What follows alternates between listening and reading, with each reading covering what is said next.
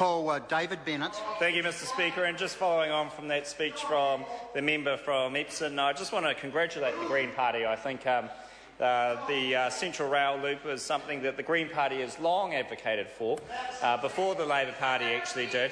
And it's something that the Green Party should take great pride in, that their advocation for that issue led to fulfilment in the National Party coming to the party.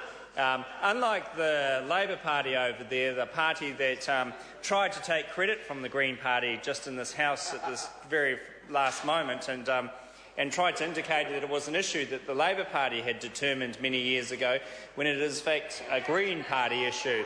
And it is such a shame that the Labor Party has to try and take things off the Green Party at this stage of the political sphere, that they don't accept that the Green Party is the true leader of the left, that the Green Party does represent new ideas and new vision for the left, that the Green Party is the party of opposition.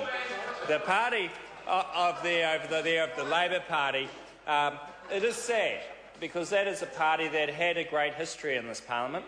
It had a great history in the history of New Zealand, in fact. And many great Labor leaders have come through this parliament. It's a shame that we're seeing the end of the Labor Party. We are seeing the end of the leadership of the Labor Party that they have been so proud of, and it's been taken over by the Green Party.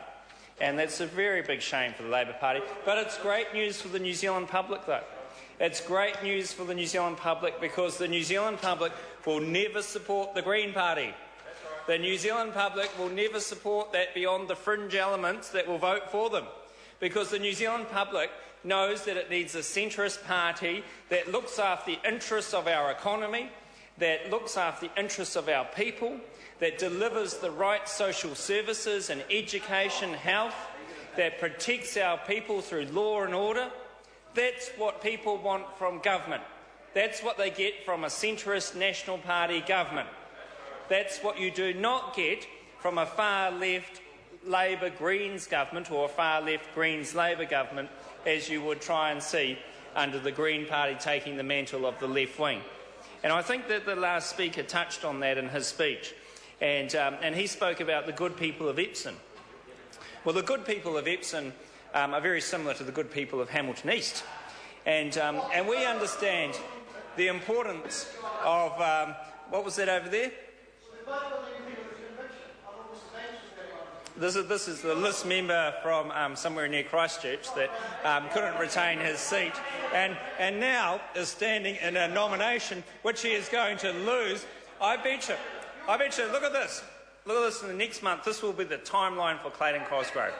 At the moment, Clayton Cosgrove will be standing around.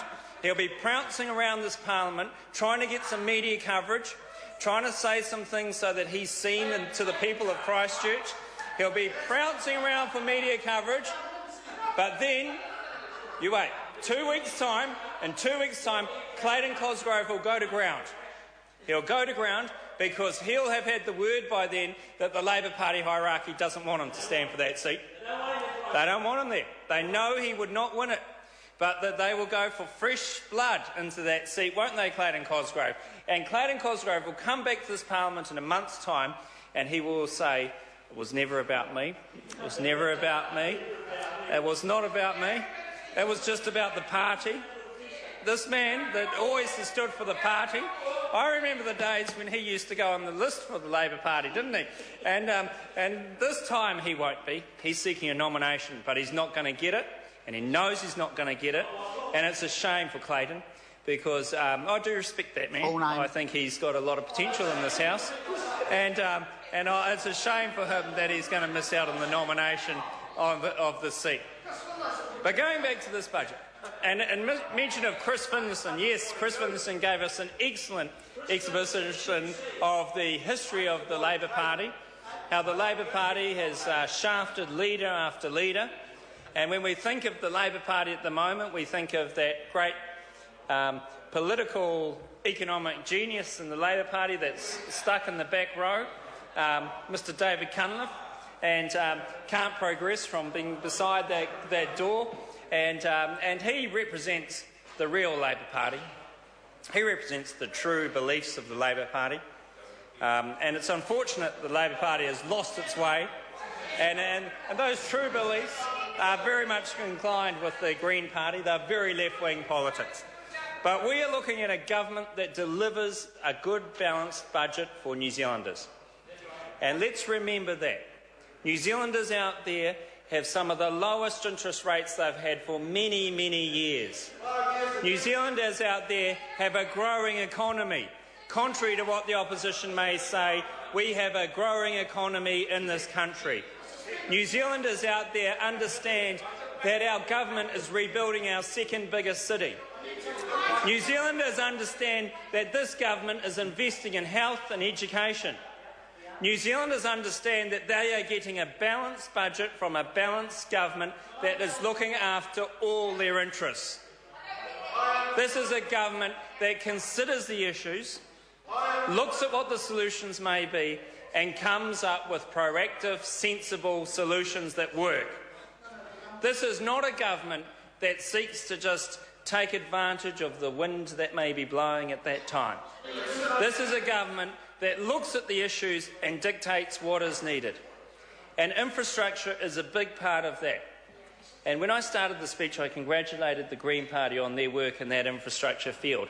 And I think it's very important for Auckland that we see this infrastructure go ahead. And it's very important for Hamilton as well, because a strong Auckland means a strong Hamilton. It's that simple. Our biggest asset in Hamilton is Auckland, and our connection with Auckland is so important. And when you get when that rail link goes ahead, that's good for Hamilton, and it's good for New Zealand, and it's good for Auckland. So it's in the best interest of this country going forward. And that's the kind of thing that you see from this government, where we look at what the issues are, we look at what the options are, and we give the best result. And so you're seeing a government that responsibly manages the government's books. On the left, you would see an opposition that wants to have a capital gains tax, but not a real capital gains tax that's on every property, but an exempted capital gains tax that is discriminatory and against certain groups in the community. That's what they want to do over there. We are building a more productive and competitive economy. They're investing into cutting wages. It's a load of rubbish from the Labor Party over there. Dorian Fenton would not know about wages, and she comes into this house and makes comments like that about cutting wages. That's simply not the case, and it's not the case. And we are building a stronger economy that delivers stronger job opportunities and wages for New Zealanders going forward. We're delivering better public services. Last Friday we had the opening of the new rehabilitation centre for older people at the hospital at the Waikato District Health Board in Hamilton. $400 million spent at that hospital base. $400 million spent at the Waikato District Health Board building the new health base that is for the Waikato and Bay of Plenty regions. And my good friend Todd McClay was there to cut the ribbon and open the building. And wasn't it a fantastic building? And as Associate Minister of Health, I think he enjoyed the opportunity to come and do his first formal opening while as member. And he met hard-working local MPs, but he actually met hard-working local doctors and nurses that have worked so hard to make that institution so effective. And the fourth thing that the government has been doing is rebuilding Christchurch. And we had the Minister Jerry Brown there in Select Committee this morning talking about that. And this is Clayton Cosgrove, the member that wants to be a member for Christchurch but will never be the member in Christchurch.